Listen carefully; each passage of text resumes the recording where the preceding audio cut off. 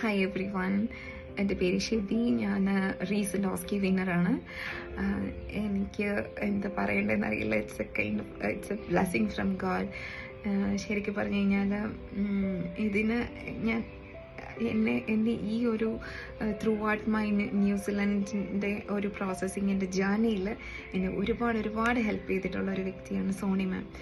എനിക്ക് എത്ര നന്ദി പറഞ്ഞാലും മതിയാവില്ല. കാരണം എന്ന് വെച്ച് കഴിഞ്ഞാൽ ഞാൻ മാമിൻ്റെ കൂടെ കൂടിയത് IQN തൊട്ടാണ്. അപ്പോൾ IQN ശരിക്കും പറഞ്ഞാൽ ഞാൻ ഒരുപാട് കൺഫ്യൂസ്ഡ് ആയിരുന്നു, എവിടെ ട്രെയിനിങ് എടുക്കും എന്നോർത്തിട്ട്. അപ്പോൾ ഞാൻ IQN വേണ്ടിയിട്ട് ആദ്യം വേറൊരു ഇൻസ്റ്റിറ്റ്യൂട്ടിൽ ഞാൻ ജോയിൻ ചെയ്തു.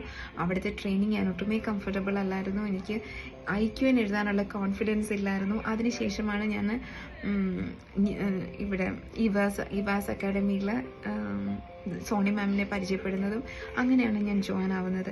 പക്ഷെ ജോയിൻ ചെയ്ത് കഴിഞ്ഞിട്ട് ഞാൻ ഒത്തിരി കംഫർട്ടബിൾ ആയിരുന്നു. മാമിൻ്റെ the way she teach, oh my god, patience level ഞാൻ അംഗീകരിക്കുന്നു. കാരണം ആരെന്ത് ഡൗട്ട് എപ്പോൾ ചോദിച്ചാലും അത്ര പേഷ്യൻസോട് കൂടെ നമുക്കത് എക്സ്പ്ലെയിൻ ചെയ്ത് തരുന്ന ഒരു മാമിനെ ഞാൻ സത്യം പറഞ്ഞ് ഇതുവരെ കണ്ടിട്ടില്ല. ഒരുപാട് ട്യൂട്ടേഴ്സിനെ ഞാൻ കണ്ടിട്ടുണ്ട്, പക്ഷെ ഇത്ര ക്ഷമയോട് കൂടെ എല്ലാം എക്സ്പ്ലെയിൻ ചെയ്യുന്ന ഒരാളെ ഞാൻ കണ്ടിട്ടില്ല.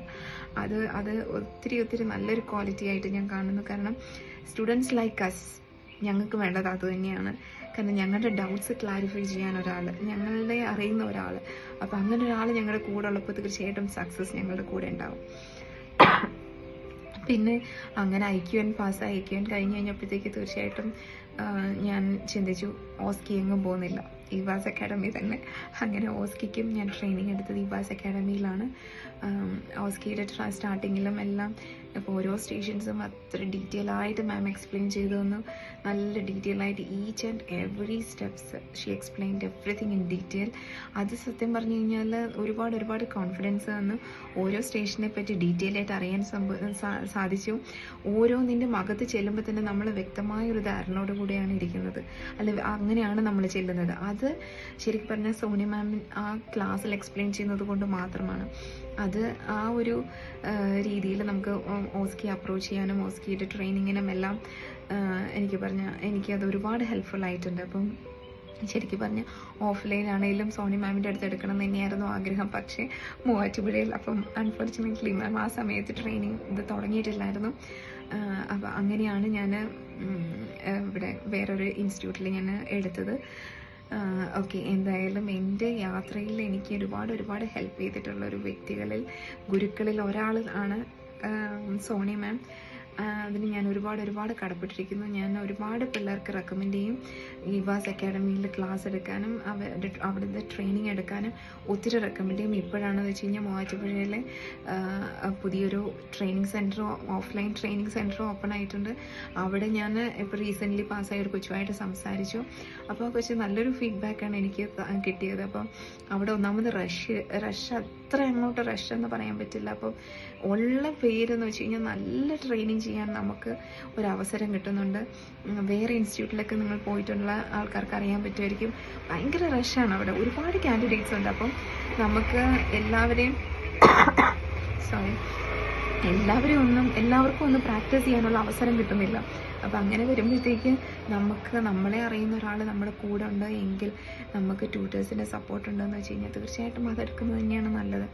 അതുകൊണ്ട് എല്ലാവരും ഓസ്കിക്ക് പ്രിപ്പയർ ചെയ്യുന്ന എല്ലാവരും തീർച്ചയായിട്ടും ഇവാസ് അക്കാഡമി ചൂസ് ചെയ്യണം. അടിപൊളി മാമാണ് നമ്മുടെ സോണി മാം. ഒത്തിരി അനുഗ്രഹങ്ങളാണ് ദൈവം തമ്പുരാൻ അനുഗ്രഹിക്കട്ടെ. ഇനി ഒരുപാട് പേരുടെ സക്സസ് സ്റ്റോറി കേൾക്കാനും ഒരുപാട് പേരുടെ ടെസ്റ്റിമണി കേൾക്കാനും മാമിൻ്റെ ഭാഗ്യം ഉണ്ടാവട്ടെ.